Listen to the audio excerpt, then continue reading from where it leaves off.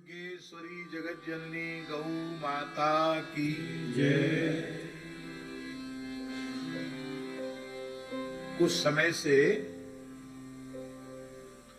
गीतावली का क्रम चल रहा है। गीता प्रेस से प्रकाशित है गीतावली, गोस्वामी तुलसीदास जी महाराज की अनुपम कृति। आप लोग यहाँ गीता प्रेस की दुकान से गीतावली ले भी सकते हैं। उसका क्रमशः पाठ हो रहा है। कहाँ तक हो गया? 56। आज 57 है। श्री गीतावली अयोध्या कांड पद संख्या 57।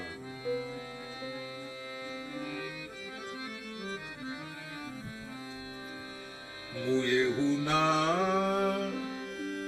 मिटे गो मेरो, मुए मिटे मुए हुना मिटे गो मेरो, मानसिक पछताओ। मुए हुना मिटे गो मेरो, मानसिक पछताओ। मिटेगो मेरो मानसिक पछताओ। मिटेगो मेरो मानसिक पछताओ। नारी विवश नारी बस न विचार की, काज सोचत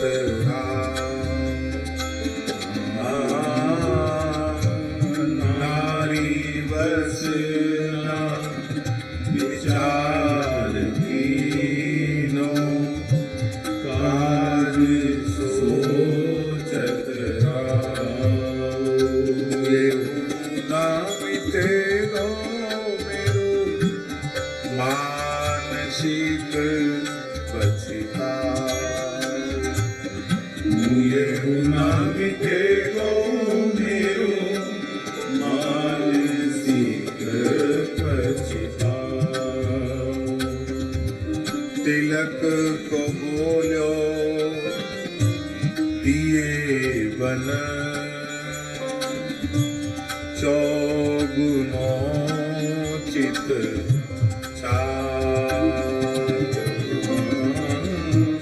तिलक को बोलो दिए बन,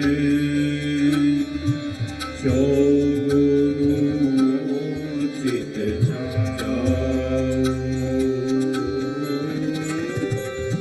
हृदय दाड़िम ज्ञाना बिदर्यो, समुझी शील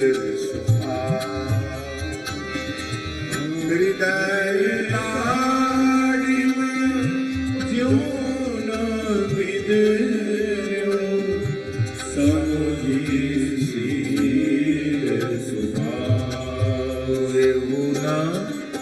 मिटेगो मेरो मानसिक पछताओ।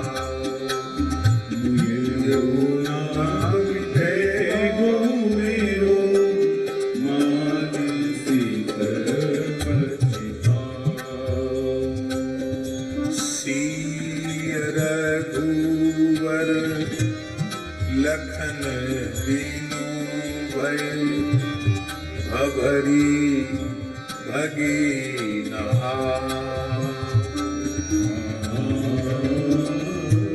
सिय रघुवर लखन दीनु भय, भरी भगीना।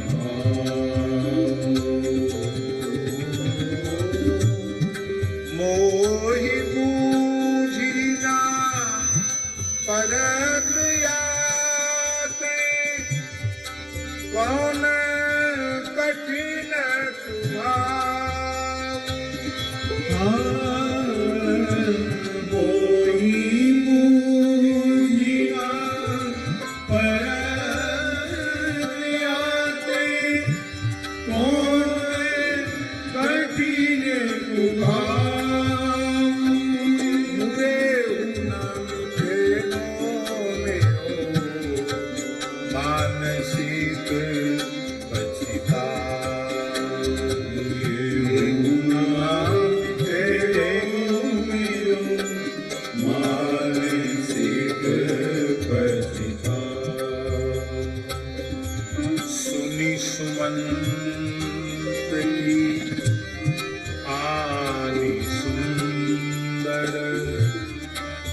सुवन सहित जिया। सुनी सुमंत की आनी सुंदर सुवन सहित जिया।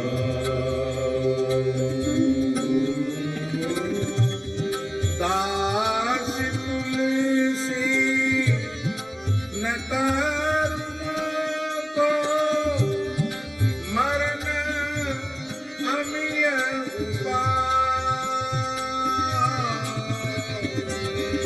दास तुलसी न तारुमा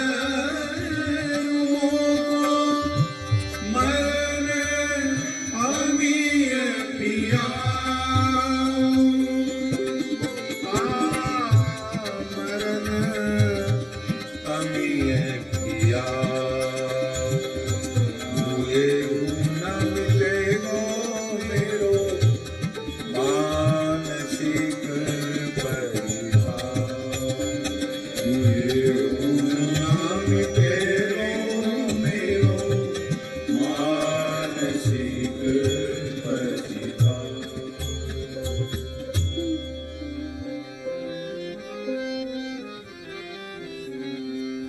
अवध बिलो की हो जीवत राम भद्र वीर। अवध बिलो की हो जीवत राम भद्र वीर।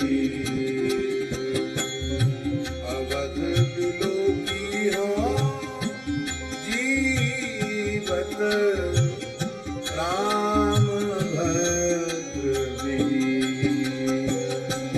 अवध बिलो की हो जीवत राम भद्र वीर। कहा करी है आए सानुज। करी है आए सानुज। भरत धर्म धुरी। भरत धर्म धुरी। अवध बिलो की हो जीवत राम भद्र वीर। अवध बिलो की हो जीवत राम भद्र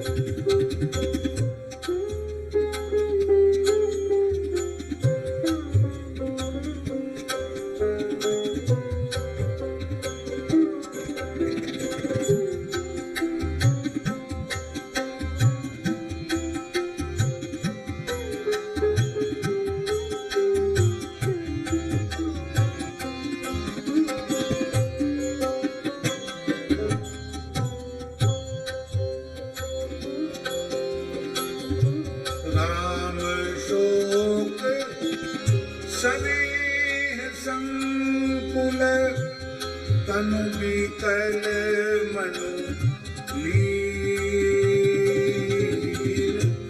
रूपी तारो मगन तूपी तारो गगन मग ज्यों होत छिन छिन छी। अवध बिलो हो जीवत राम भद्र वीर। हृदय समुझी सने सादर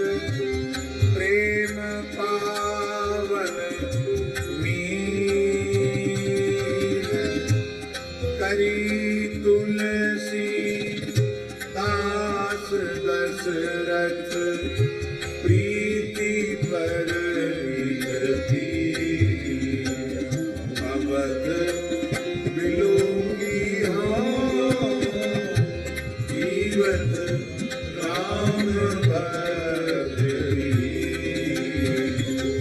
अवध बिलोंगी जीवत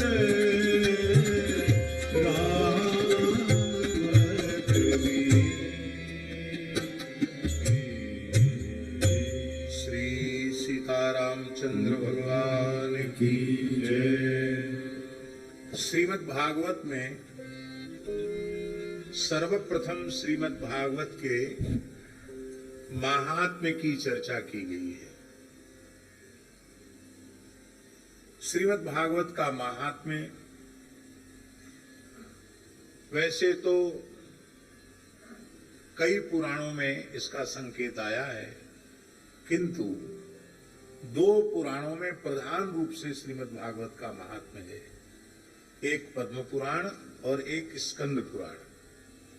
पद्म पुराण के 6 अध्यायों में भागवत महात्म्य है और स्कंद पुराण के 4 अध्यायों में श्रीमद् भागवत का महात्म्य है। आज हम पद्म पुराण के महात्म्य से आरंभ कर रहे हैं। सच्चिदानंद रूपाय विश्वोत्पत्त्यादि हेतवे तापत्रय विनाशाय श्रीकृष्णाय वयं नुमः। जो भगवान सच्चिदानंद स्वरूप हैं, जो जगत की उत्पत्ति स्थिति और प्रलय के मूल कारण हैं,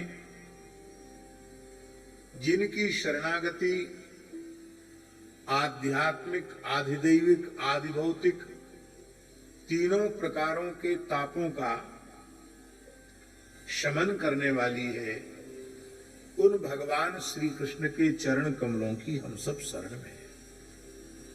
यहां केवल झाजी कृष्णाय नमः नहीं है, श्री कृष्णाय। श्रियः सहितः कृष्ण श्री कृष्ण तस्मै श्री कृष्णाय नमः। राधा रानी के सहित जो श्री कृष्ण है। श्री शब्द की व्युत्पत्ति है श्रेयते हरिम अथवा श्रेयते हरिणा, और दोनों ही अर्थ घटित होते हैं। अपना तन मन प्राण सर्वस्व, अपने प्राण जीवन धन श्री कृष्ण के लिए जिन्होंने न्यौछावर कर दिया है, ऐसी श्री, अथवा जिनके लिए श्री कृष्ण ने अपना तन मन प्राण सर्वस्व न्यौछावर कर दिया है, ऐसी श्री। दोनों प्रकार की उत्पत्ति है। देखो देखो दुरो यो वह कुंज कुटीर में बैठो पलोटत राधिका पायन, यह है श्रेयते हरिणा। ऐसे जो श्री राधा रानी के सहित श्री कृष्ण हैं, उनके चरण कमलों की हम शरण में हैं। ये सबसे पहले मंगलाचरण में शरणागति के भाव की चर्चा इसलिए की गई कि शरणागति हृदय से स्वीकार किए बिना जीव ज्ञान का अधिकारी नहीं बनता। पुराण श्रवण का अधिकार हमें प्राप्त होवे, इसके लिए पहले हम भगवान की शरण हो जाएं। ज्ञानोपदेश का, उपदेश का अधिकारी ही वह है जो शरणागत है। आप सब लोग यहां बैठे हैं, गीता के सब प्रेमी हैं। जब तक अर्जुन ने यह नहीं कह दिया यच्छ्रेयः स्यान् निश्चितं ब्रूहि तन्मे शिष्यस्तेहं साधिमां त्वां प्रपन्नम, जब तक यह नहीं कहा कि मैं आपका शिष्य हूं, जो सही मार्ग कल्याण का हो वह आप हमें निर्देशित कीजिए, क्योंकि आप मेरे गुरु हैं, मैं आपका शिष्य हूं, आपका शरणागत भक्त हूं। और जैसे ही मैं आपका शरणागत हूं, ये बात अर्जुन ने कही तो भगवान के मुखारविंद से गीता जैसा दिव्य शास्त्र प्रकट हो गया। जब तक उद्धव जी ने भगवत शरणागति का भाव भगवान के चरणों में निवेदित नहीं किया, तब तक भगवान ने उद्धव जी को भी उपदेश नहीं दिया। भागवत के दिव्य उपदेश की पात्रता हम सबको प्राप्त हुए, इसके लिए महात्म्य के मंगलाचरण के प्रथम श्लोक में भगवान की शरणागति ग्रहण की गई। अब प्रश्न उठा कि भगवान की शरण हमको क्यों जाना चाहिए, हम भगवान के शरणागत क्यों हुए, क्या जरूरत है? हमारी जरूरत तो रोटी कपड़ा मकान है, और वो तो भगवान की दया से बढ़िया से चल रहा है। रोटी खाने को मिल रही है, कपड़े भी बढ़िया पहने हुए हैं, जो चाहते बढ़िया कपड़ा पहनते हैं, और रहने को घर है, तो हमारी सब आवश्यकताएं पूरी हो रही। भगवान मिल जाए तो भी अच्छा, न मिले तो भी अच्छा, न मिले तो हमारा क्या घाटा है। हम भगवान की शरण क्यों जाएं? तो शरणागति के 9 कारण, इन 9 कारणों को कोई जान लेगा तो वह अवश्य ही भगवत शरणागत हो जाएगा, और जिस क्षण जान लेगा उसी क्षण शरणागत हो जाएगा। हम सब भगवान के अंश हैं कि नहीं? बोलो, हम सब भगवान के अंश हैं कि नहीं? ईश्वर अंश जीव अविनाशी, चेतन अमल सहज सुख राशि, सो मायावश भय गुसाई, बंध्यो कीर मरकट की नाई। और ये सिद्धांत है, अंश में अंशी के गुण होते हैं, इसलिए भगवान के समस्त गुण जीव में विद्यमान है। अंतर कितना है? अंतर यह है कि भगवान सदघन है और जीव सदंश है। भगवान चिदघन है और जीव चिदंश है। भगवान आनंद घन है और जीव आनंदांश है। बाकी सब समस्त लक्षण जीव भगवान के जीव में विद्यमान है। भगवान अविनाशी है तो भगवान का अंशभूत जीव भी अविनाशी है। भगवान चेतन है, ज्ञान स्वरूप है, इसलिए भगवान का अंशभूत जीव भी ज्ञान स्वरूप ही है।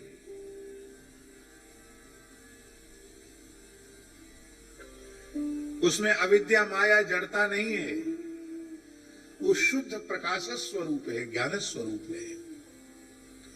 और भगवान आनंद घन है, और उन आनंद घन भगवान का अंश होने से सहज सुख राशि, न जीव को पहले कभी दुख हुआ, न आज दुख है, न आगे दुख का स्पर्श हो सकता है, क्योंकि उसका स्वाभाविक जो निज स्वरूप है वह आनंद स्वरूप ही है।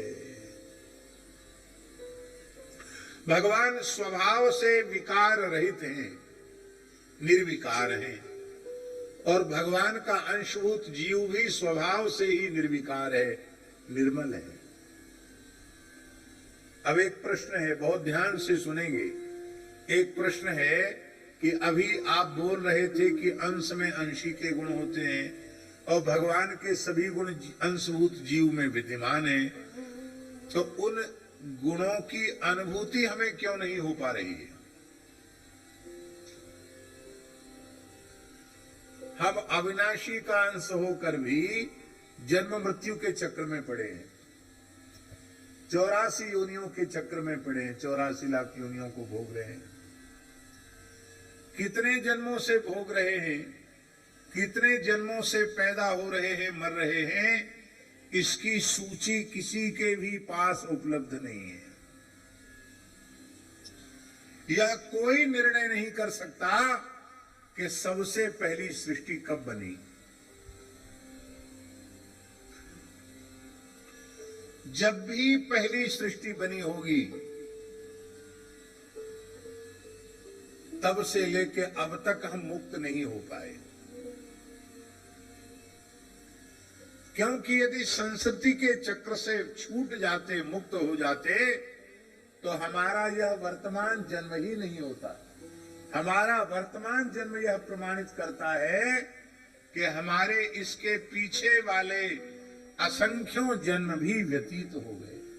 ऐसे ही जन्म समूह सिराने, जन्मों के समूह ठंडे हो गए। और बड़ी ऊंची बात है, हमारे ऋषि महर्षियों ने, हमारे व्यास वाल्मीकि आदि ऋषियों ने हमारे इतिहास पुराण धर्म ग्रंथों में इसलिए मनुष्य को मोक्ष रूपी उस परम पुरुषार्थ को प्राप्त करने के अनेकों उपाय बतला दिए गए हैं। ये न बन सके तो इतना कर लो, इतने से भी हो जाएगा। अब आपसे कुछ भी न बनता हो, आप ऋषिकेश में गंगा जी के शरण में आ जाओ और अंतिम क्षण तक गंगा जी के तट का त्याग मत करो।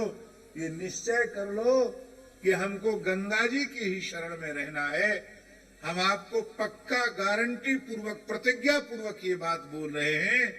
कोई साधन बने अच्छी बात है, पर कथनचित साधन न्यून और शिथिल होगा तो भी भगवती त्रिभुवन पावनी पतित पावनी ब्रह्मद्रव स्वरूपा गंगा जी के पुण्य प्रताप से, ऋषिकेश धाम की दिव्य महिमा से आप यहीं से वैकुंठ को प्रयाण करेंगे। तव तट निकटे यस्य निवासः खलु वैकुंठे तस्य ही वासः। प्रातस्मरणीय परम ज्ञान विज्ञान संपन्न सेठ श्री जयदयाल जी गोयंदका जी ने इसी पवित्र भावना को ध्यान में रखते हुए, उस काल में जब यहाँ आने की भी बहुत सुविधा नहीं थी, उसमें गीता भवन की स्थापना, यहाँ काली कमली वाले स्वामी जी ने वानप्रस्थ की स्थापना, ये सब जो स्थान बनाए गए, ये इसी भाव को लेकर बनाए गए कि कम से कम कोई भाग्यशाली जीव यहाँ मरने का संकल्प लेकर भी आ जाएगा तो भी उसका कल्याण हो जाएगा। और अभी बहुत पुरानी बात नहीं है, आपके पूज्य पिताजी श्री चांदगोटिया जी, विष्णु प्रसाद जी चांदगोटिया जी, यही नाम है ना? गंगा जी के तट का निवास, गीता प्रेस की सेवा, पूज्य स्वामी जी के दिव्य सत्संग का प्रभाव ऐसा था कि शारीरिक रूप से अस्वस्थ होने के बाद भी हम जब मिले तो एक वाक्य भी उन्होंने अपने स्वास्थ्य के बारे में नहीं कहा और अंतिम क्षण तक गंगा जी के तट पर निवास किया और यहीं से भगवान की नित्य सन्निधि प्राप्त की। ये कितनी ऊंची बात है। आपसे कुछ नहीं बनता हुआ ब्रजभूमि का आश्रय ले लो, अंतिम श्वास तक ब्रजरज में ही रहेंगे, ये निश्चय कर लो, आपका कल्याण हो जाएगा। आप जगन्नाथपुरी में अंतिम श्वास तक रहने का निश्चय कर लो, आप मोक्ष प्रदायिनी काशी में निवास का निश्चय कर लो और काशी में केदार खंड में यदि निवास की प्रतिज्ञा कर लो तो वहां तो सद्या मुक्ति है। तो कहने का आशय ये है कि जन्म के समय तो हम परतंत्र थे, अपने कर्म के अधीन अमुक जाति में, अमुक प्रांत में, अमुक गांव में, अमुक जनपद में, अमुक परिवार में हमारा जन्म हो गया, किंतु मरने की स्वतंत्रता भगवान ने दे रखी है कि आप किसी पवित्र तीर्थ में गंगा जी का आश्रय लेकर अपने देह का विसर्जन कर सकते हैं। मान लो गंगा जी न मिले, यमुना जी न मिले, कोई धाम क्षेत्र तीर्थ न मिले, तो भी चिंता की बात नहीं है। आज से, अभी से, इसी क्षण से राम नाम लेना आरंभ कर दो। आप दुनिया के किसी कोने में होंगे, यदि आज से आपने राम नाम का लेने का निश्चय कर लिया, वहीं से आप भगवत धाम प्रयाण कर जाएंगे। कथनचित मृत्यु के क्षण में बात, पित्त, कफ आदि सन्निपात के दोष के कारण आप मूर्छा में चले गए, कोमा में चले गए, आप भगवान की याद नहीं कर पाए, भगवान का नाम नहीं ले पाए, पर यदि जीवन भर आपने राम नाम का आश्रय लिया है तो उस क्षण में भगवान आपके बदले आपका नाम स्मरण करके अपने नित्य धाम में ले जाएंगे, ऐसा पुराणों में आश्वासन है। तो जीव के कल्याण के न जाने कितने साधन हमारे पुराणों में कहे गए हैं। तो हम सत्स्वरूप भगवान के अंश हैं, और यदि इस जन्म मृत्यु रूपी विनाश के चक्र से हम बचना चाहते हैं तो हमें भगवान की शरण लेना चाहिए। पहला कारण हो गया कि नहीं?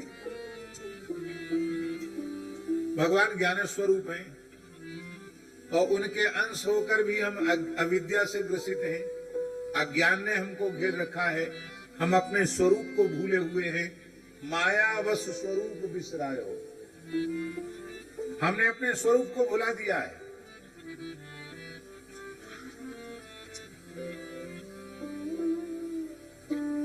पर जब हम ज्ञान स्वरूप भगवान की शरण लेंगे तो हमारी अविद्या का नाश अपने आप हो जाएगा, क्योंकि मामेव ये प्रपद्यन्ते माया में ताम तरन्ति ते। जो मेरी शरण में आ जाते हैं वे मेरी अविद्या माया से मुक्त हो जाते हैं। तो यदि हम अपने ज्ञान को, अपने स्वरूप को स्थिर रखना चाहते हैं तो हमें भगवान की शरण जाना चाहिए। ये जो लक्षण है ना, उत्पन्न होना, नष्ट होना, विकार युक्त होना, दुख रूप होना, ये आत्मा के गुण नहीं है, ये हमारा स्वरूप नहीं है। ये दोष हैं शरीर संसार के, और हमने ये मान लिया है, मैं माने शरीर और मेरा माने संसार। तो मैं शरीर हूं और शरीर से संबद्ध संसार मेरा है, ऐसा हमने मान लिया। ये एकदम झूठी बात है, पर झूठी बात को हमने पक्का कर लिया है कि मैं शरीर हूं और शरीर से संबद्ध संसार मेरा है। इसी अज्ञान के कारण हम लोग अनंत काल से संस्कृति के चक्र में पड़े हैं। तो शरणागत होने के बाद ये निश्चय करना, आज से हम केवल भगवान के हैं और केवल भगवान ही हमारे हैं, ऐसा अपने मन में पक्का निश्चय कर लेना। शरीर संसार से संबंध जोड़कर रखने वाले लोग वो कहते हैं,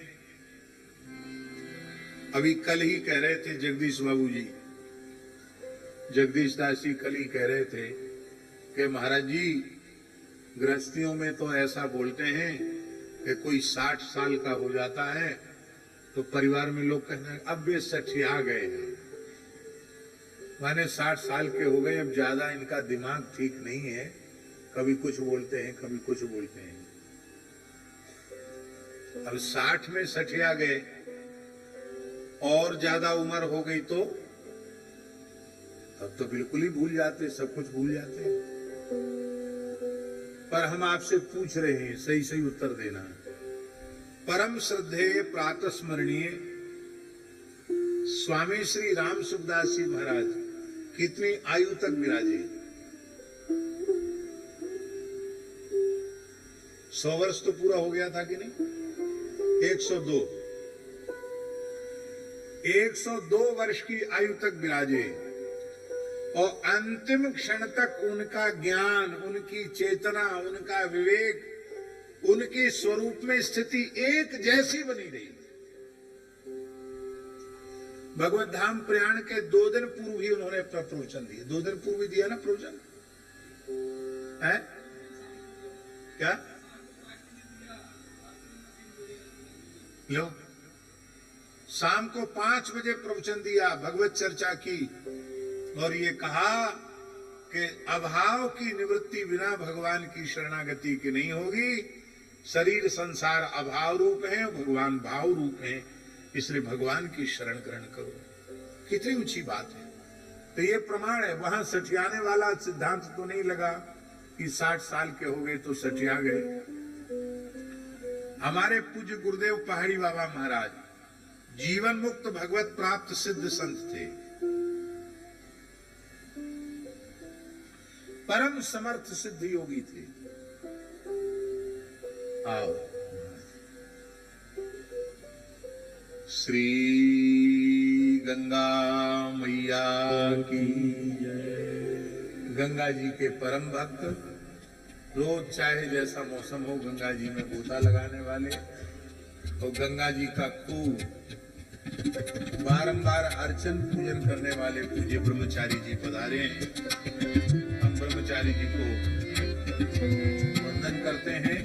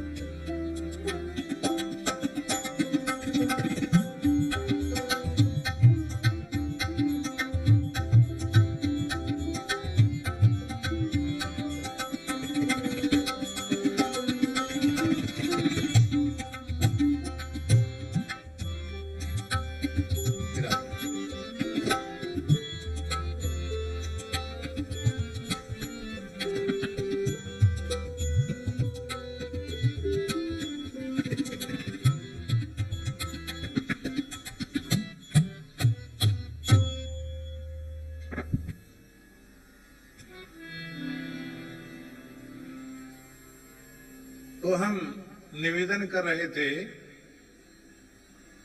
वो परम सिद्ध संत थे और उनकी आयु का कोई अनुमान हम लोगों के पास नहीं था, केवल हमारे पास ही नहीं, पूरे साधु समाज में। पूज्य श्री देवरहा बाबा जी महाराज कितनी बड़ी आयु प्राप्त करके गए। वो कहते थे हमारे संगी साथी हैं, वो कहते थे सिद्ध महात्मा हैं। तो अनुमान हम लोग लगाते हैं उनके सन संवत को जोड़ करके, कब वो वृंदावन आए, कब तक विराजे।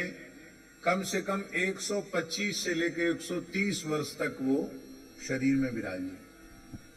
125 वर्ष या 130 वर्ष की आयु तक वे विराजे। और आयु ऐसी बताते थे वो। 1985 में जब उनके चरणों में गए तो हमारे सामने किसी ने पूछा, महाराज जी आपकी आयु? अरे बोले आयु का क्या क्या कहना, 90 से ऊपर चल रही है। क्या बोले? 90 से ऊपर चल रही है। और सन 2000 में आकर किसी ने उनसे पूछा, महाराज जी आपकी अवस्था तो बहुत होगी। बोले बहुत ज्यादा नहीं है, 90 से ऊपर चल रही है। तो हमने कहा महाराज जी 1985 में भी आपने कहा था 90 से ऊपर चल रही है, और अभी भी आप बोलते हैं 90 से ऊपर चल रही है, तो 90 से ऊपर कब तक चलेगी? तो हंसकर बोले कि हमको अपनी आयु बता करके पुजाना नहीं है। बड़े बड़े ऋषि महर्षि लाखों हजारों वर्ष तक विराजे, क्या है? कुछ नहीं है। महाकाल की दृष्टि में यह आयु कोई बड़ी आयु नहीं है। हमको अपनी आयु बताकर पुजाना नहीं है। ऐसी उनकी अंतःकरण की अवस्था थी। अब 90 से 2000, 90 से ऊपर बोलते थे तो 90 ही मान लो, तो 2000 तक कितने हो गए? कितना हो गए बोलो? हैं?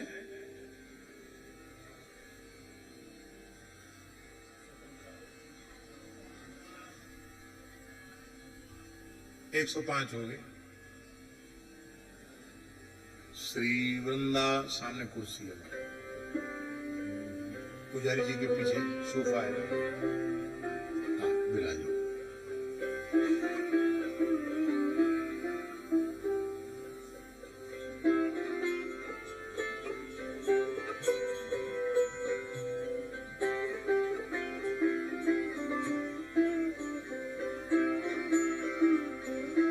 श्री वृंदावन बिहारी। और लीला ऐसी करते महाराज जी कि कोई सामने आकर बैठता, वह व्यक्ति जो 50 साल से लगातार आ रहा है उनके पास, या इससे भी ज्यादा समय से, उससे कहते हे जी कहां से आए हो? उसने कहा महाराज जी ग्वालियर से। फिर तेरो कहा नाम है, तो नाम बताता। फिर थोड़ी देर बाद फिर पूछते ये कहां से आए हो, तुम्हारा क्या नाम है। पता नहीं लीला करते थे कि जानबूझ के करते थे, भगवान जाने। 10-5 बार फिर कहते यहां क्यों बैठे हो, तेरे घर में कोई काम नहीं है। मैंने काम तो बहुत, जाओ काम करो। यहाँ वृंदावन क्यों आए, बोले दर्शन के, जाओ दर्शन करो। यहाँ क्यों बैठे, जाओ। और कुछ पूछते नहीं, 10-5 बार यही पूछते, तेरा लल्लू तेरो नाम कहा है, कहां से आए, कहा नाम है। वो थोड़ी देर में समझ जाता कि महाराज जी हमको पहचान ही नहीं रहे हैं, सब भूल गए हैं, इससे ज्यादा कुछ जानते नहीं है। तो फिर प्रणाम करके चला जाता। जैसी गेट से बाहर होता, शांति आई, शांति आई।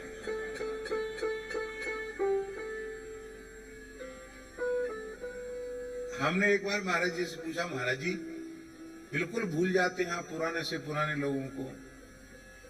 तो कहते हैं अब संसार के नाम रूप का स्मरण नहीं करना है, अब तो एक ही स्वरूप में और एक ही नाम में अपनी चित्तवृत्ति को लगा के रखना है।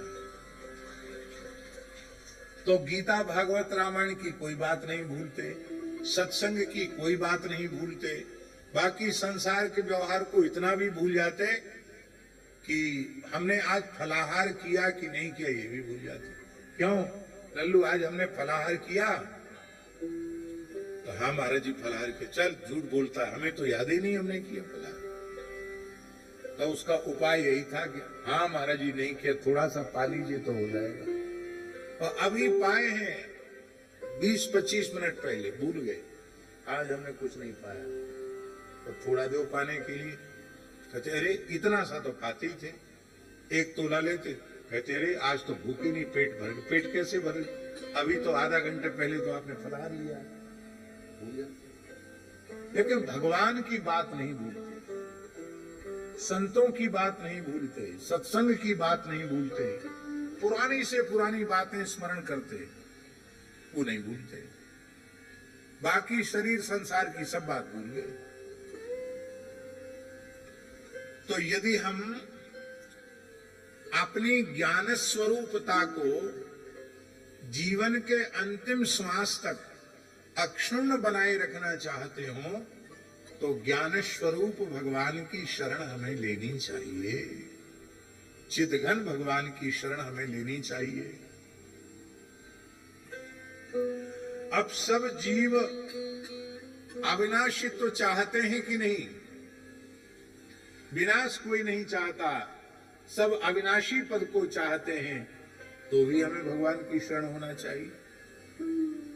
यदि हम अपने ज्ञान को अंतिम क्षण तक एक जैसा रखना चाहते हैं, तो भी हमें भगवान की शरण लेना चाहिए। अभी हम परम श्रद्धेय स्वामी जी का स्मरण कर रहे थे, 102 वर्ष की आयु तक, अंतिम क्षण तक उनका ज्ञान, उनका विवेक, उनकी चेतना एक जैसी रही। ये भगवत शरणागति की महिमा है। ऐसे ही आनंद, आनंद की महिमा है।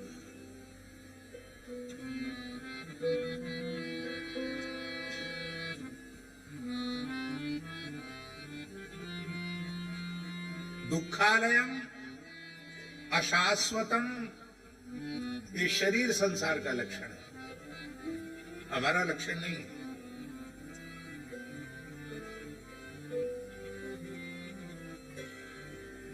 विनय पत्रिका में गोस्वामी जी ने कहा, आनंद सिंधु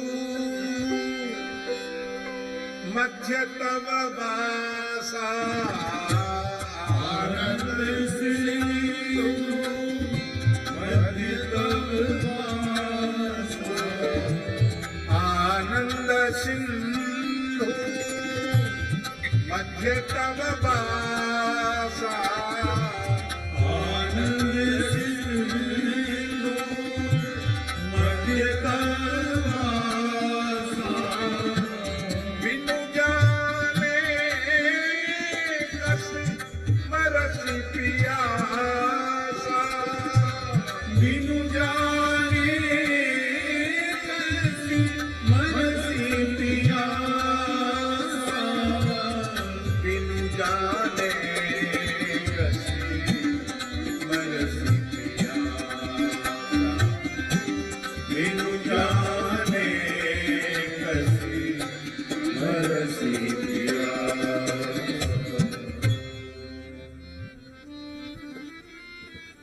और उन आनंद घन भगवान की शरण ग्रहण करने वाले के जीवन में दुख का स्पर्श नहीं होता है।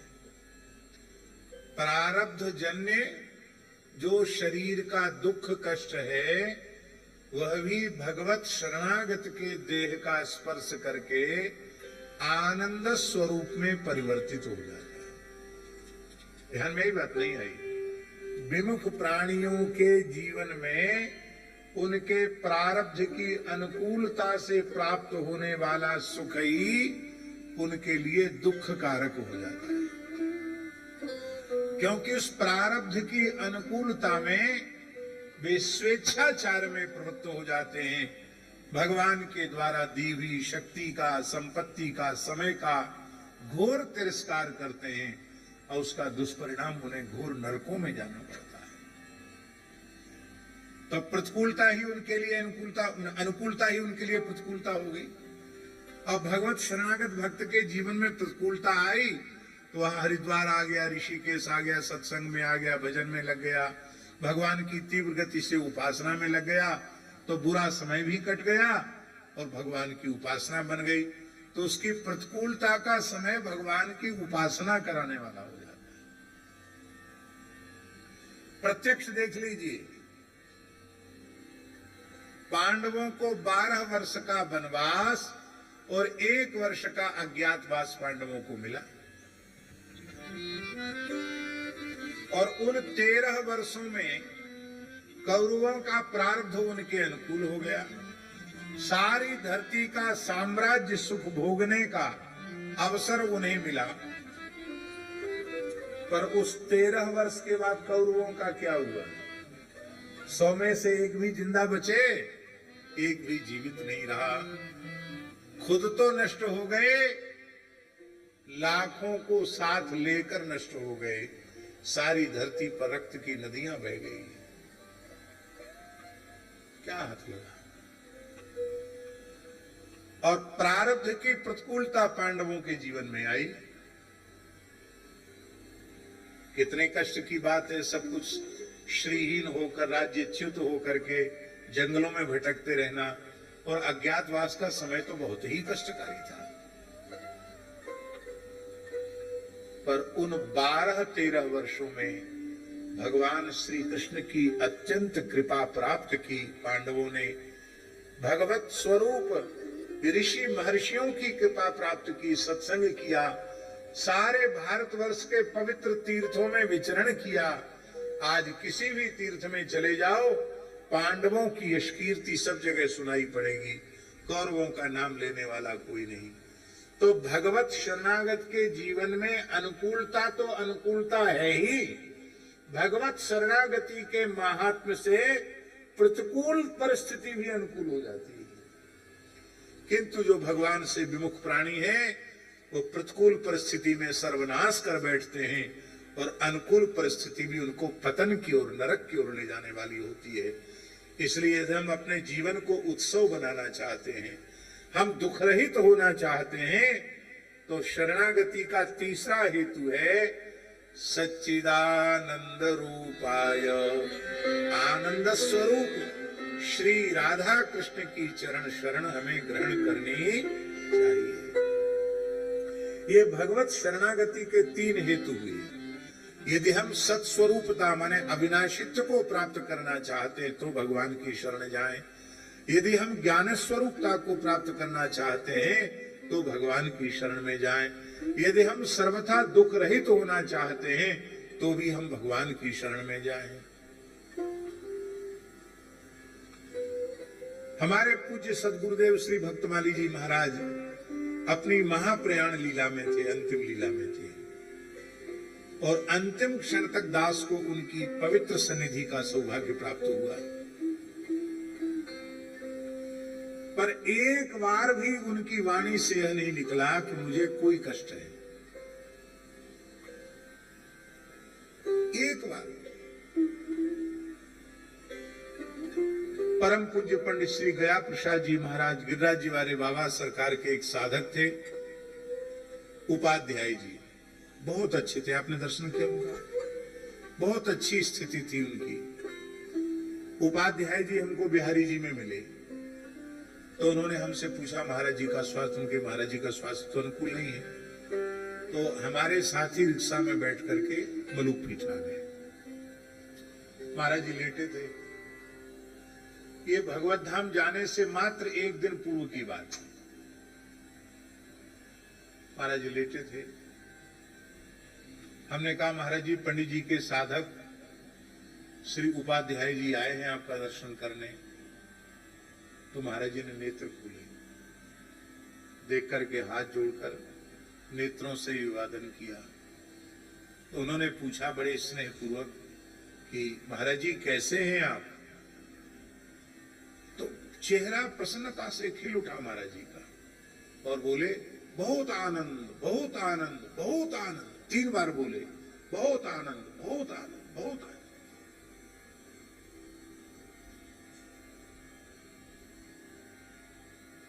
वो आनंद केवल वाणी से नहीं बोल रहे थे, वो आनंदोल्लास उनके श्रीअंग पर प्रकट हो रहा था। थोड़ी देर बाद बोले, 1-2 मिनट बाद, एक बात का बहुत कष्ट है। उपाध्याय जी ने पूछा क्या कष्ट है? आप जैसे भजनानंदी संत इस नासवान शरीर का समाचार सुनकर अपना भजन साधन छोड़कर यहां तक कष्ट कर रहे हैं, तो आपका साधन छूट रहा है, इसी बात का कष्ट है। अब देखिए, जीवन के अंतिम श्वास तक भगवत स्मरण हमने देखा।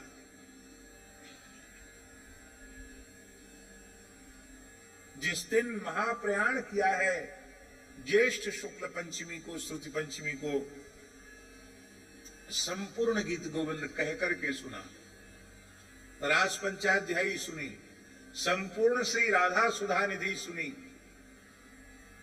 भक्तमाल की 3 आवृत्ति सुनी। और जब महाप्रयाण कर रहे थे उस समय हम भगवान के श्रृंगार का वर्णन कर रहे थे। संचिंतयेत भगवतश्चरणारविंदम वज्रांकुशध्वज सरोरुहुलांचनाढ्यम उत्तुंग रक्त विलसन नखचक्रवाल ज्योत्सना वीराहत महद्रद्यांधकारम।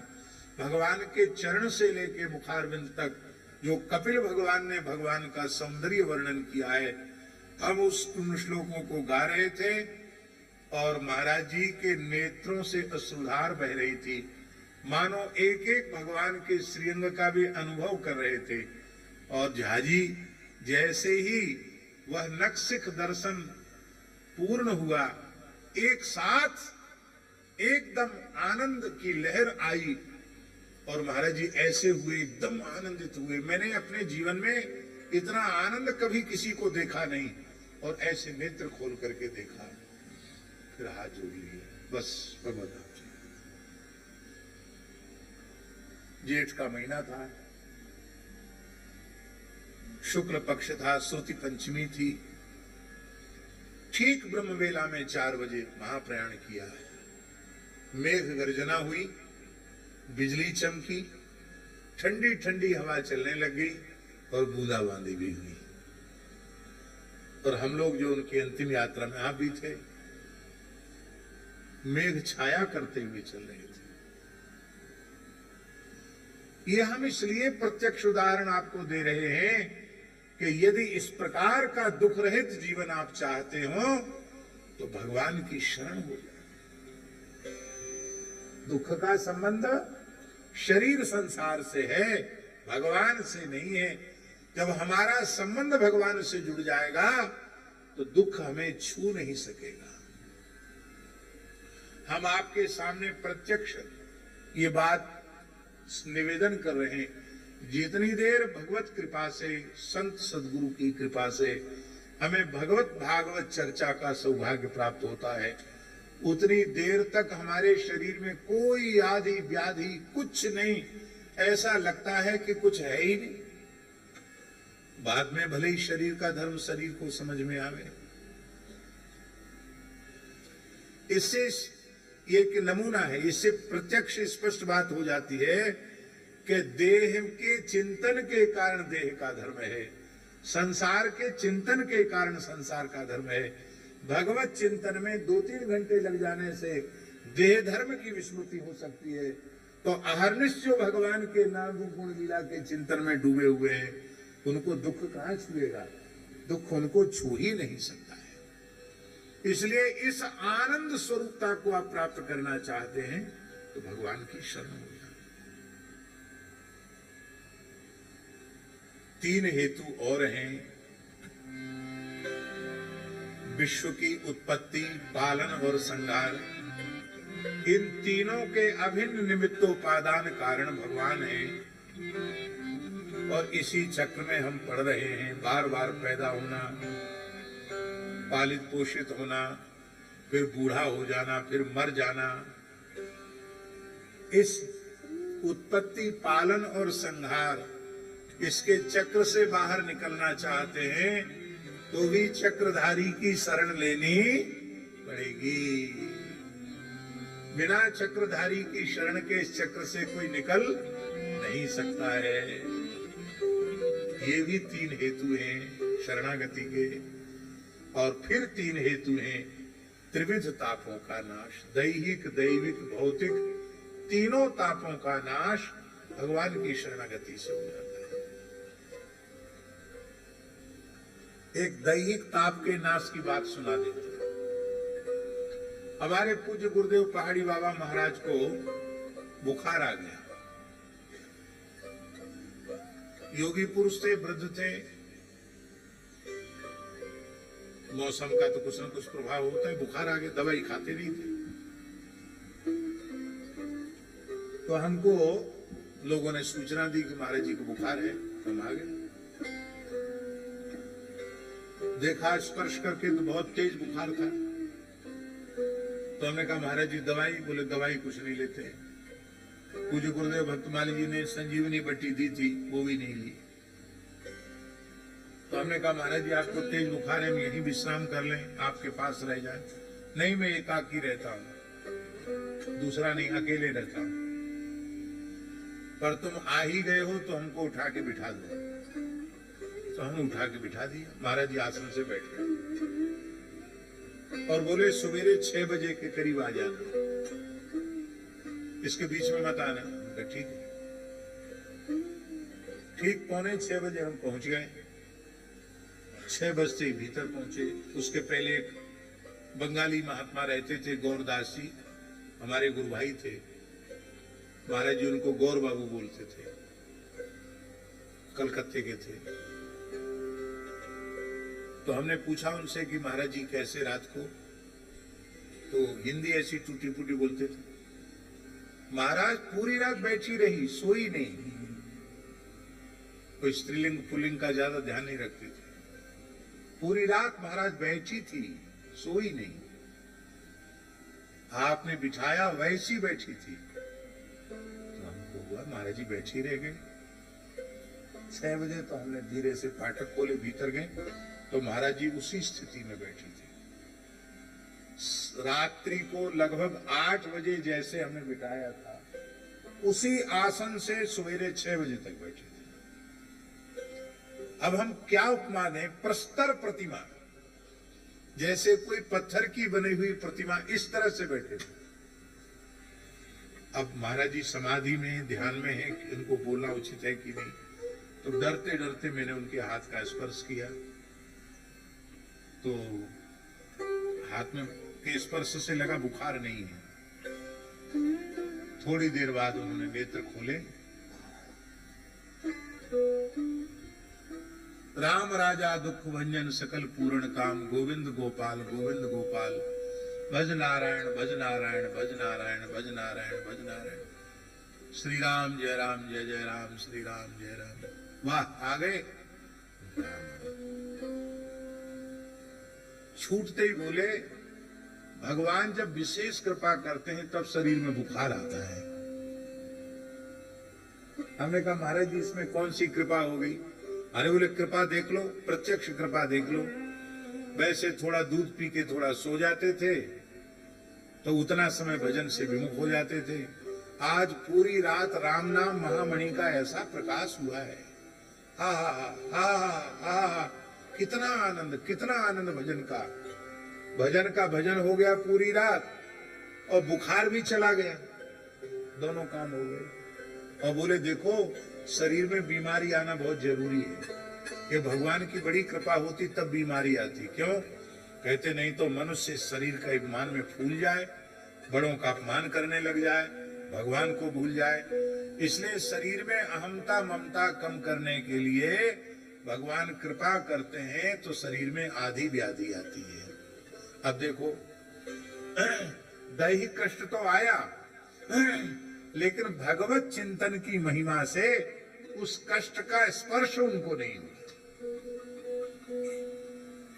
तो तापत्रय विनाशाय दैहिक दैविक भौतिक आध्यात्मिक आधिदैविक आधिभौतिक तीनों प्रकार के तापों का अत्यंत नाश विनाश भगवान की शरणागति से हो जाता है।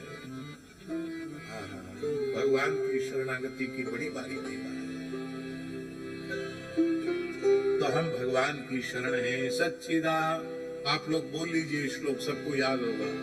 सच्चिदानंद रूपाय सच्चिदानंद रूपाय विश्वोत्पत्त्यादि हेतवे विश्वोत्पत्त्यादि हेतवे तापत्रय विनाशाय तापत्रय विनाशाय श्री कृष्णाय वयं नुमः। श्री कृष्णाय वयं नुमः। दूसरे श्लोक में श्री सुखदेव जी की शरणागति है।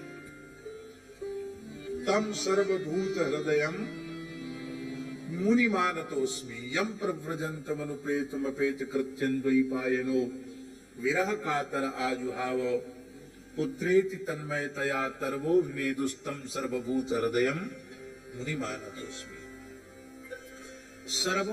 सर्वभूत हृदय श्री सुखदेव जी के चरण कमलों की हम शरण ग्रहण करते हैं।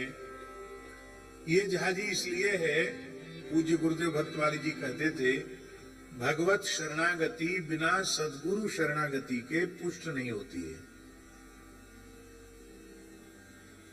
जीव को भगवान की शरण में जाना चाहिए, यह बोध कराने वाला तत्व कौन है? गुरु तत्व ही तो है। तो भगवत शरणागति गुरु शरणागति के बिना पुष्ट नहीं होती। इसलिए पहले भगवत शरणागति और भगवत शरणागति को पुष्ट करने के लिए आचार्य शरणागति, गुरु शरणागति। और जब गुरु जी की शरणागति होगी, सुखदेव जी की शरणागति होगी, तब न शुक शास्त्र श्रवण का सौभाग्य प्राप्त होगा। इसलिए सुखदेव जी की शरणागति इसलिए कि हम शुक शास्त्र जो श्रीमद् भागवत महापुराण है, जो परमहंस संहिता है, इसके श्रवण का अधिकार हमें प्राप्त हो जाए। गुरु कैसा होना चाहिए? सुखदेव जी के वैराग्य के निरूपण से ही उनका स्मरण आरंभ किया। यम प्रव्रजंत मनुपेत मपेत कृत्यम।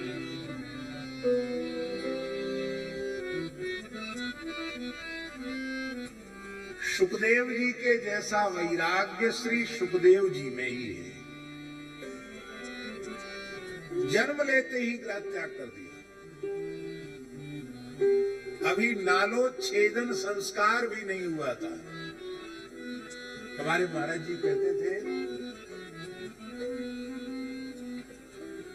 लटकते हुए नाल को आड़बंद के जैसे कमर में लपेट लिया।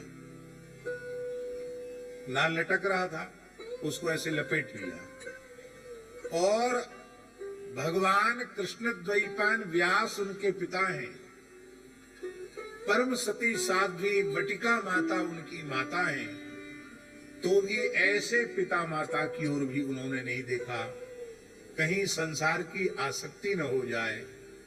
और जन्म लेते ही किशोर अवस्था को प्राप्त हो गए और अपेत कृत्य श्री सुखदेव जी महाराज वन की ओर चल पड़े। और उनके पिता भगवान व्यास अत्यंत विरह से व्यथित होकर के विरह कातर आयुहाव द्वैपायन, जो द्वैपायन कृष्ण द्वैपायन व्यास जी है, वो विरह से व्यथित होकर पुकार रहे थे, पुत्र पुत्र शुक शुक, बहुत जोर से पुकार रहे थे, लेकिन उन्होंने उसका कोई उत्तर नहीं दिया। तब कोई न कोई तो उत्तर देगा। तब कौन उत्तर देने वाला था? तरवाह अभिनेदु, वृक्षों से आवाज आई, वृक्षों ने उत्तर दिया, वृक्षों ने सुखदेव जी की ओर से उत्तर दिया, शुकोहम शुकोहम शुकोहम। ये आवाज वन में व्याप्त होने लगी। समझ गए व्यास जी महाराज कि जिस परमहंस चक्र चूड़ामणि शुक को मैंने अपना पुत्र मान लिया है, वह केवल मेरा पुत्र नहीं है, वह तो सर्वभूत हृदय है। सर्वभूत हृदय भगवान ही हो सकते हैं, कोई मनुष्य नहीं हो सकता सर्वभूत हृदय। तो सर्वभूत हृदय श्री कृष्ण ही है। ऐसे सर्वभूत हृदय आचार्य महामुनीन्द्र परमहंस चक्र चूड़ामणि भगवान श्री सुखदेव जी, जो मुनीनाम गुरु, मुनियों के भी परम गुरु हैं, ऐसे सुखदेव जी की शरण हम ग्रहण करते हैं। यहां एक बात कहना अत्यंत आवश्यक है। द्वैपायनो विरह कातर आयुहाव, भगवान व्यास पुत्र विरह से व्यथित होकर के पुकार रहे थे, पुत्र पुत्र शुक शुक। ये बात थोड़ी समझ में कम आती है। इसलिए समझ में कम आती है कि जिन भगवान व्यास की वाणी का आश्रय लेकर के जीव अविद्या माया मोह ममता आदि दोषों से विमुक्त होकर के आत्म स्वरूप को प्राप्त करता है, भगवत स्वरूप को प्राप्त करता है, उन भगवान व्यास में पुत्र के संबंध से मोह हो और फिर विरह कातर हो, तो ये तो अच्छी बात नहीं है, हैं? हम लोग कहते हैं नमोस्तुते व्यास विशाल बुद्धे फुल्लार विंदा यतपत्र नेत्र येन त्वया भारत तैल पूर्णे प्रज्वालितो ज्ञानमयः प्रदीपः। विशाल बुद्धि है भगवान व्यास। भगवान व्यास के संबंध में पुराणों में लिखा है, अचतुर्वदनो ब्रह्मा, चार मुख नहीं है व्यास जी के, एक ही मुख है, तो बिना चार मुख के वो ब्रह्मा है। अचतुर्वदनो ब्रह्मा द्विबाहुरपरो हरि, दो भुजाएं ही है व्यास जी की, चतुर्भुज नहीं है, पर साक्षात नारायण है। अभाल लोचन शंभु, शंकर जी के ललाट पर तीसरा नेत्र है, व्यास जी के ललाट पर तीसरा नेत्र नहीं है, दो ही नेत्र हैं उनके, पर बिना भार लोचन के भी वो शंभु हैं। अभाल लोचन शंभु अचतुर्वदनो ब्रह्मा द्विबाहुरपरो हरि अभाल लोचन शंभु भगवान वादरायणी, भगवान वादरायणी। इसलिए महाराज जी गुरु ब्रह्मा गुरु विष्णु गुरुदेवो महेश्वरा, ये श्लोक व्यास जी के लिए है, हमारे जैसे कलमर ग्रसित लोगों के लिए नहीं है। ऐसे भगवान व्यास, गुरु व्यास जी ही सनातन धर्म के सार्वभौम एकमात्र गुरु हैं। वे ब्रह्मा हैं, वे विष्णु हैं और वे शिव हैं, और इनसे भी श्रेष्ठ हैं, त्रिदेवों से भी श्रेष्ठ हैं। क्यों श्रेष्ठ हैं? ब्रह्मा जी जो सृष्टि उत्पन्न करते हैं वो नष्ट हो जाती है, पर भगवान व्यास इतिहास पुराण के माध्यम से जिज्ञासु के हृदय में जिस ज्ञान वैराग्य भक्ति की उत्पत्ति करते हैं उसका कभी नाश नहीं होता है। इसलिए उनकी उत्पत्ति ब्रह्मा जी की उत्पत्ति से उत्कृष्ट है।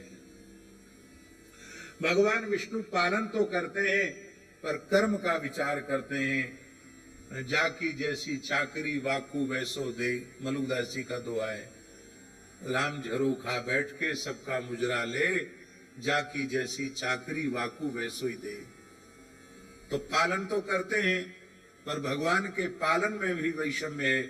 कितने लोग ऐसे हैं, ध्यान से सुने, कितने लोग इतने हैं कि उनके पास खाने की सामग्री तो बहुत है और डॉक्टर ने मना कर दिया खाओ मत, खाते ही मर जाओगे, खाओ मत। खाने को बहुत है पर खाने की मना हो गई, खाने की सामर्थ्य नहीं है। अब कितने लोग ऐसे हैं जो खाने की सामर्थ्य बहुत है, उनको खाने को नहीं है। तो विषमता हुई कि नहीं हुई? भगवान पालन करते हैं लेकिन बार बार अतृप्ति हो जाती है, भूख लग जाती है, प्यास लग जाती है, अभाव की अनुभूति होने लग जाती है। किंतु भगवान व्यास जिस ज्ञान वैराग्य भक्ति के द्वारा जीव के अंतःकरण को पुष्ट कर देते हैं, फिर वह पुष्ट अंतःकरण कभी दुर्बल नहीं होता है, कभी हीन नहीं होता है, कभी क्षीण नहीं होता है। वो आत्माराम आप्त काम पूर्ण काम परम निष्काम हो जाता है। इसलिए विष्णु के पालन से व्यास जी के द्वारा दिया हुआ जो ज्ञान भक्ति वैराग्य का दान है, उसका पोषण भगवान नारायण के अन्न जल आदि के पोषण से उत्कृष्ट है। शंकर जी संहार करते हैं, फिर भी जनसंख्या वृद्धि समस्या बनी हुई है। लगातार संहार लीला में भोले बाबा लगे हुए हैं, फिर भी जनसंख्या वृद्धि समस्या है। इसका मतलब उनका संहार का काम भी कच्चा है, नष्ट होने के बाद फिर पैदा हो जाता है। पर भगवान व्यास अपने पवित्र ग्रंथों के द्वारा, चाहे श्रीमद् भगवद गीता जी हो अथवा श्रीमद् भागवत हो, जो भी अथवा महाभारत हो, भगवान व्यास की वाणी का आश्रय लेकर के जिस भाग्यशाली जीव की अविद्या का, अज्ञान का, दोषों का, दुर्गुणों का, विकारों का नाश हो गया है, वो फिर पुनः उस शुद्ध अंतःकरण में उत्पन्न नहीं होते। इसलिए भगवान व्यास शिव से भी श्रेष्ठ है। ऐसे भगवान व्यास जो सनातन धर्म के गुरु हैं, गुरु साक्षात परब्रह्म तस्मै श्री। ये साक्षात परब्रह्म है क्योंकि वो तीन मिलकर अलग अलग काम करते, ये अकेले ही तीनों काम कर देते हैं। इसलिए साक्षात परब्रह्म ऐसे गुरु व्यास को नमस्कार है। अब व्यास जी ही माया मोह में फंसे रह जाएं तो उनकी वाणी का महत्व क्या होगा? संत कबीरदास जी का एक पद है, पाणे भली कथा कहे जाने। क्या है? क्या पद है? पाणे भली कथा कहे जाने और न परमार्थ उपदेशें, आप स्वार्थ लपटाने। पाणे भली कथा कहे जाने। तो वो कबीरदास जी का पद तो व्यास जी पर भी लागू हो जाएगा। भली कथा कहे जाने और खुद पुत्र के मोह में व्याकुल हो रहे हैं। इस बात को समझना आवश्यक। जिन भगवान व्यास की वाणी के आश्रय से मोह का सर्वथा नाश हो जाता है, अविद्या का, अज्ञान का नाश हो जाता है, वो भगवान व्यास मोहग्रस्त हों, ये सोचना भी अपराध है। इसका तात्पर्य केवल इतना ही है कि श्री व्यास जी को जो विरह है वो पुत्र जन्य विरह नहीं है, सत्संग जन्य विरह है। वो जानते हैं कि सुखदेव साधारण बालक नहीं है, ये साक्षात नंद नंदन रूपस्तु श्री शुको भगवान ऋषि, ये साक्षात श्री कृष्ण ही पुत्र रूप में आए हैं और जीवों को अपनी कथा सुधा से पवित्र करने के लिए आए हैं। तो क्यों ना हम इनका सत्संग प्राप्त करें, पर ये तो हमारी तरफ देख भी नहीं रहे हैं। इसलिए विरह कातर आजुहाव का अर्थ है, मिलत एक दुख दारुण देही, बिछुरत एक प्राण हर लेही। ये जो संत का वियोग का विरह है, उस विरह से कातर होकर के वो पुकार रहे हैं।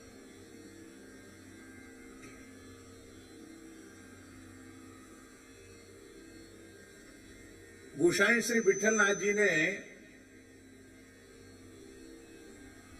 कुंभनदास जी को उदास देखा तो कहा, आप उदास क्यों हैं? उन्होंने कहा, महाराज घर में संतान तो बहुत हैं, पर वो सबके सब ऐसे ही है, खेती पाती में लगे रहते, काम धंधे में लगे रहते, सत्संगी नहीं है। तब आपने कहा कि अब जो बालक होगा उससे तुम्हें सत्संग प्राप्त होगा। और गोसाई श्री विठलनाथ जी के आशीर्वाद से अष्टछाप के महाकवि श्री चतुर्भुज दास जी का जन्म हुआ। आप सोचिए, चतुर्भुज दास जी को अपने कच्चे घर की छप्पर में ले जाते थे कुंभनदास जी, और अभी 1.5-2 महीने के थे चतुर्भुज दास जी, और उनको गोद में लेकर के जब रस का कोई पद गाते थे तो जहां वो लीला में डूब करके आगे का भाव भूल जाते थे, तो 1.5-2 महीने के बालक श्री चतुर्भुज दास जी एक गंभीर रसिक आचार्य के जैसे अपनी वाणी से वे उपदेश किया करते, पद को पूरा कर दिया करते थे गा करके। ये कितनी आश्चर्य की बात है।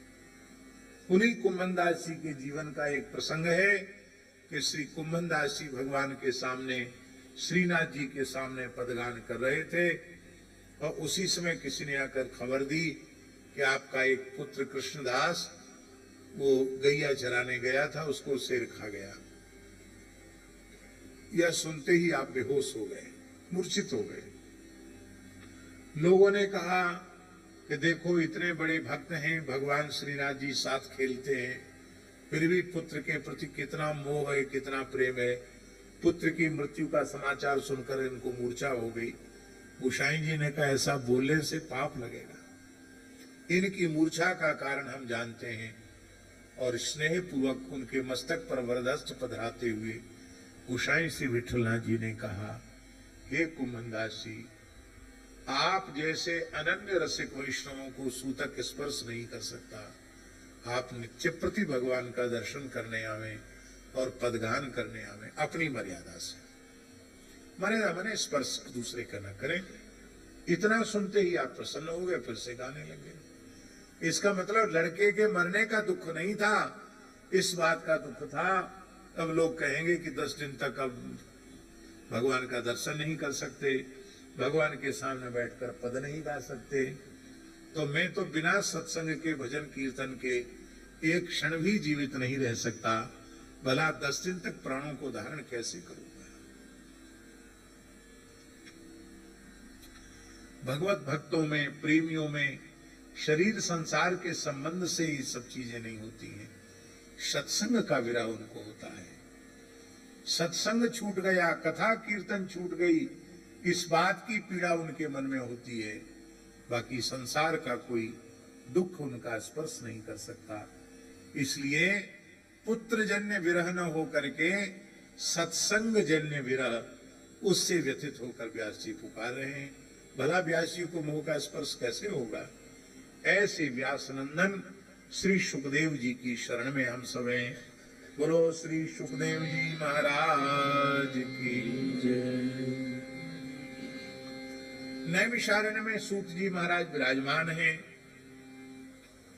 श्री शौनक जी ने चरणों में प्रणाम किया और प्रार्थना की, सूताख्या ही कथा सारम मम कर्ण रसायनम। कथा मत कहिए, कथा सार सुनाइए। माने कथा का जो सार सर्वस्व है वह सुनाइए। कौन सा कथा का सार सर्वस्व? जो मम कर्ण रसायनम, जो हमारे कर्ण का रसायन बन जाए। आयुर्वेद में 3 प्रकार की औषधियां होती हैं, काष्ठ औषधि, भस्म औषधि और रसौषधि। इन तीनों प्रकार की औषधियों में सबसे श्रेष्ठ रसायन माना जाता है। रसौषधि को सबसे श्रेष्ठ माना जाता है। महाराज जी इतना श्रेष्ठ माना जाता है कि काष्ठौषधि भस्मौषधि में पथ्य की अनिवार्यता है। बद परहेजी की तो बिल्कुल बिगड़ जाएगा खेल, किंतु रसायन का जिनको ज्ञान है वे तो निमोनिया के, डबल निमोनिया के रोगी को कहेंगे भरपेट दही खा लो ठीक हो जाओ। निमोनिया का रोगी दही खाएगा तो मर जाएगा, पर रसायन का वैद्य था, उसने 1-2 बूंद रसायन दही में डाल दिया, कहा आज तुमको दही ही खाने को मिलेगा, ठीक हो जाओगे, ठीक हो गया।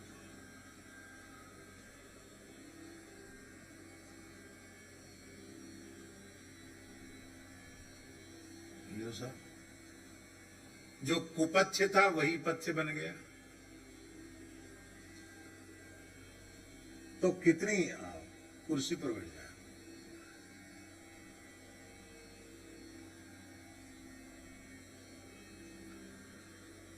उत्तराखंड गौ सेवा आयोग के अध्यक्ष हैं और बड़े गोभक्त हैं, बड़े पवित्र ब्राह्मण हैं और गौ माता के परम भक्त हैं। श्री वृंदावन बिहारी लाल की जय।